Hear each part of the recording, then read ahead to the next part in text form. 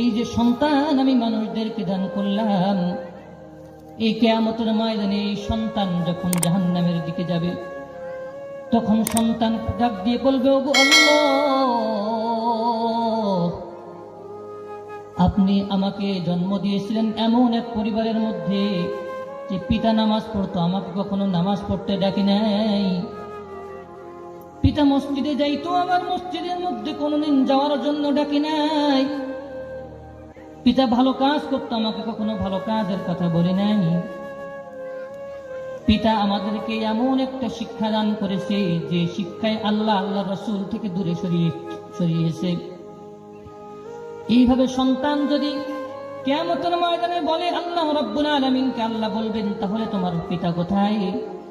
খেয়াল করে দেখা যাবে পিতা হয়তো জান্নাতের মধ্যে যাইতেছে।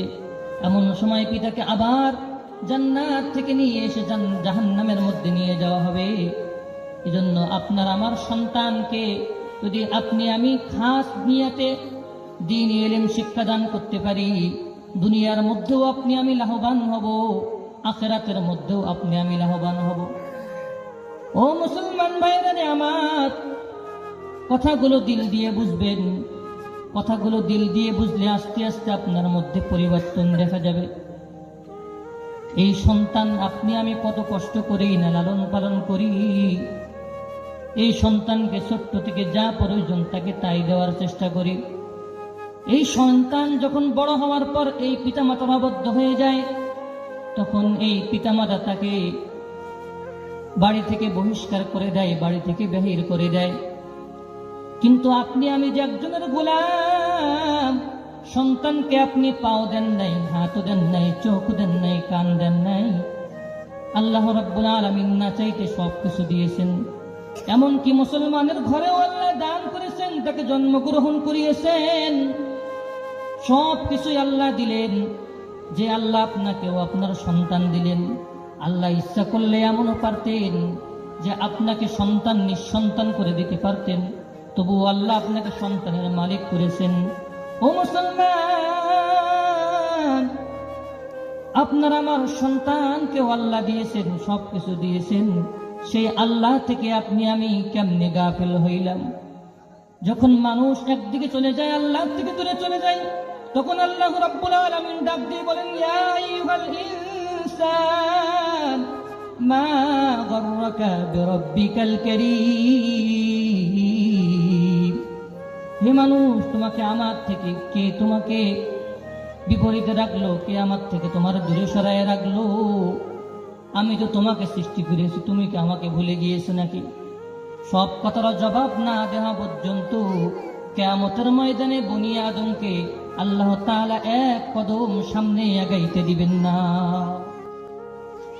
তো একদিন এই ওমর রাদিয়াল্লাহু তাআলা আনহু, তখন মদিনার মধ্যে শিরশিরে বৃষ্টি হইতেছে, টিপটাপ বৃষ্টি হইতেছে, ঠান্ডা আবহাওয়া দেখা দিতেছে। সমস্ত মদিনাবাসী ঘুমের মধ্যে নিমজ্জিত, সমস্ত মদিনাবাসী ঘুমাইতেছে। এমন সময় একজনের ঘুম নাই, তিনি হলেন খলিফাতুল মুসলিমিন ওমর রাদিয়াল্লাহু তাআলা আনহু।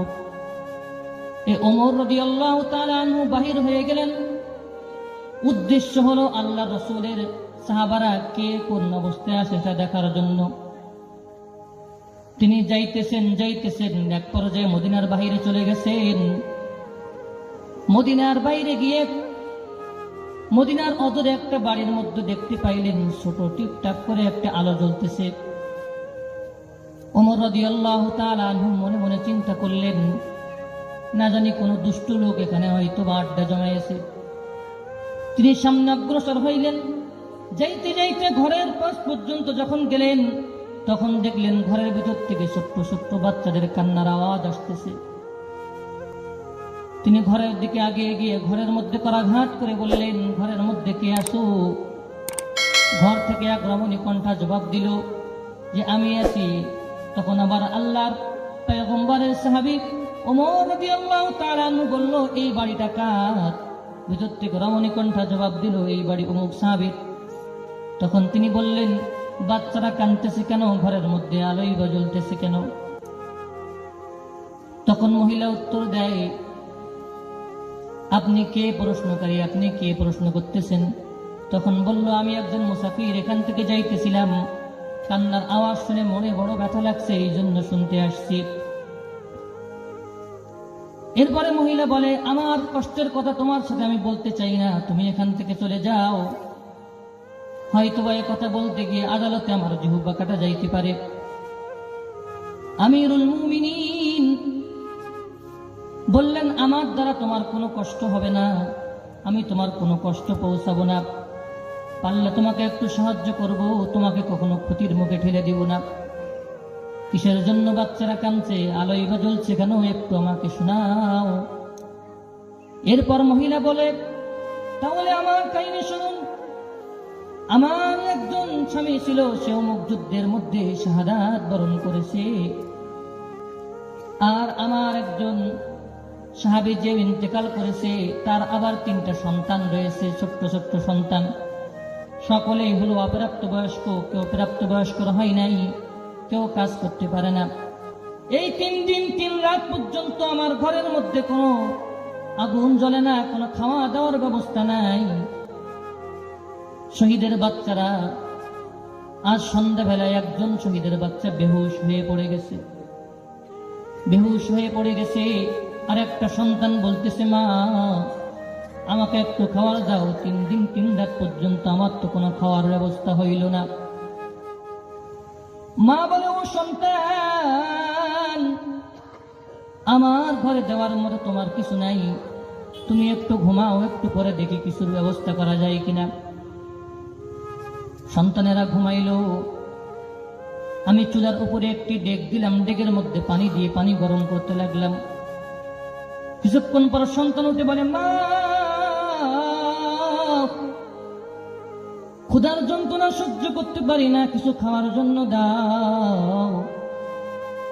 তখন মা বলে, এই তো তোমার মা, আমি চুলার মধ্যে ডেগের মধ্যে আমি খানা চড়িয়েছি, তুমি একটু ঘুমাও, আর একটু ঘুমাইলেই আমি খানা তৈরি করব। এভাবে আবার সন্তানেরা ঘুমাইল। কিছুক্ষণ পরে আবার একটা সন্তান ডেকে বলে, মা জীবন কেমন যেন বাহির হয়ে যাবে ভাব, যদি এখন খাবার না দাও তাহলে হয়তো আমি মরে যাব। তারপরে কি হয়েছে সবকিছু তুমি জানো। তখন খলিফাতুল মুসলিমিন ওমর রাদিয়াল্লাহু তাআলা আনহু শুনে অবাক হয়ে গেলেন। এরপরে আবার ওই রমণী কণ্ঠে বলল, যদি আমার এই 3টি সন্তানের কোনো একটি সন্তান যদি ক্ষুধার যন্ত্রণা সহ্য করতে না পেরে দুনিয়া থেকে চলে যায়, তাহলে কাল কিয়ামতের ময়দানে খলিফা ওমরের গলায় গামছা লাগাইয়া আল্লাহর দরবারে উপস্থিত করে বলবো যে, খলিফা ওমর আমার সন্তান না খেয়ে মরে গেছে, তার কোনো খোঁজ খবর নেই। আমিরুল মুমিনিন বললেন, মা খলিফার তো অনেক কাজ রয়েছে, খলিফা তো যোগাযোগ করতে পারে নাই, তুমি তো একটু যোগাযোগ করতে পারতে, একটু বলতে পারতে যে শহীদের 3টে বাচ্চা না খেয়ে মারা যাওয়ার মতো অবস্থা। তখন মহিলা বলে, বাবা মুসাফির, তুমি কিছু মনে করো না, তুমি মনে হয় একটা গণ্ডমূর্খ, কোনো কিছুই তুমি জানো না। আল্লাহ রাসূল বলেছেন, যে দায়িত্বশীল হবে সেই সব কিছুর দেখভাল করবে, সব কিছুর খবর তার নেওয়ার দরকার। আল্লাহ রাসূল এমন বলেন নাই প্রত্যেক প্রজাদেরকে তার দায়িত্বের কাছে এই কথা পৌঁছে দিতে হবে। এ কথা বলে তুমি কি আমাকে দোষারোপ করতে চাও? এরপরে ওমর রাদিয়াল্লাহু তাআলা আনহু মোটে দেরি না করে দৌড় মেরে চলে গেলেন বাইতুল মালের নিকটে। বাইতুল মালের নিকটে গিয়ে বললেন, কে কোথায় আছো দারোয়ান, দ্রুত বাইতুল মালের দরজা খুলো। এরপর বাইতুল মালের দরজা খোলা হলো। ছুটে আসলেন আসলাম রাদিয়াল্লাহু তাআলা আনহু। আল্লাহ রাসূল সাল্লাল্লাহু আলাইহি ওয়াসাল্লামের এই সাহাবী ওমর রাদিয়াল্লাহু তাআলা আনহু আটার বস্তা মাথায় নেওয়ার জন্য বারবার টানা হেঁচড়া করতেছেন। আল ফারুকে লেখে, ওমর রাদিয়াল্লাহু তাআলা আনহু আদরের ঘরের দুলাল ছিলেন, ধনী পরিবারের ছিলেন, কখনো কখনো মাথায় কোনো বোঝা গ্রহণ করেন নাই। এরপর আসলাম রাদিয়াল্লাহু তাআলা আনহু বললেন, আমিরুল মুমিনিন, আমার মাথায় উঠায় দেন, আমি সামনের দিকে নিয়ে যাইতেছি। তখন বলা হলো যে কাল কিয়ামতের ময়দানে আমি ওমরের গলায় যদি বেড়ি লাগে, তাহলে তুমি কি আমাকে বাঁচাইতে আসবে নাকি? আমার বেড়ি আমাকে দহন করতে হবে, সুতরাং আমার মাথায় তুমি উঠায় দাও। এরপরে মাথায় উঠায় দেওয়া হলো।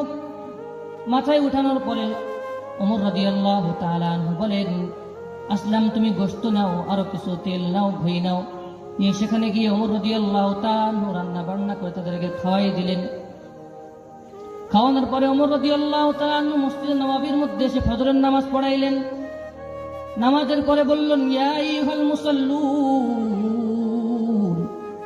হে মুসল্লিয়ানে কেরাম, আপনারা কেউ যাবেন না, আজকে এক জঘন্য আসামির বিচার হবে। যে আসামি বিচার আপনাদের সকলকে প্রত্যক্ষণ করা দরকার। এরপরে ওমর রাদিয়াল্লাহু তাআলা আনহুর কথা শুনে সাহাবায়ে কেরামের মধ্যে কথোপকথন শুরু হয়ে গেল। প্রত্যেক দিন তো খলিফা বিভিন্ন জায়গায় অঞ্চলের মধ্যে গিয়ে খবর নেয় যে কোথায় কোন আল্লাহ রাসূলের উম্মতরা কি অবস্থায় আছে দেখার জন্য। এরপরে ওমর রাদিয়াল্লাহু তাআলা আনহু বলেন, অমুক অমুক পুলিশ কনস্টেবল, ওঠো, দেখো মদিনার বাহিরে অমুক গ্রামের দূরে একটি বাড়ি রয়েছে, একটি কুড়ে ঘর রয়েছে, এক শহীদের স্ত্রী বিধবা রয়েছে, 3টে ছোট্ট ছোট্ট সন্তান রয়েছে, তাদেরকে ডেকে আমার এখানে নিয়ে আসবে, যদি না আসে তাহলে জোর করে নিয়ে আসবে। এরপরে পুলিশ কনস্টেবল দৌড় মারল হুকুম পাওয়া মাত্র, গিয়ে সেখান থেকে যখন মহিলাকে নিয়ে আসতে গেল, মহিলা বলতেছে, 3 দিন 3 রাত না খেয়েছিলাম, এটাই তো ভালো ছিল, একটা মুসাফিরকে কথা বলেই নাকি বিপদে পড়ে গেলাম, না জানি আমার সন্তানদের অবস্থা কি হবে। ও মুসলমান, কেমন আমানতদারিতা ছিলেন। এরপরে মহিলাকে নিয়ে আসা হলো। মহিলা যখন মসজিদে নববীর মধ্যে প্রবেশ করতেছেন, তখন মহিলা বারবার তাকাই দেখতেছেন, রাতের আধারে যে মুসাফিরকে দেখা গিয়েছিল কেমন যেন সেই মুসাফিরের মতো লাগে। আল্লাহ রাসূল সাল্লাল্লাহু আলাইহি ওয়াসাল্লামের এই সাহাবী মুসলিম জাহানের খলিফা বললেন, তোমরা 2 দিকে সরে যাও, মাঝখান থেকে মহিলাকে আসতে দাও। মহিলা সামনের দিকে আসলেন। আসার পরে ওমর রাদিয়াল্লাহু তাআলা আনহু গলায় নিজের পাগড়ি বাঁধে আরেক পাশ ওই মহিলার কাছে দিয়ে বললেন, আপনি এটা ধরে মদিনার অলিতে গলিতে আমাকে নিয়ে ঘোরান, কিন্তু কিয়ামতের ময়দানে যেন আমাকে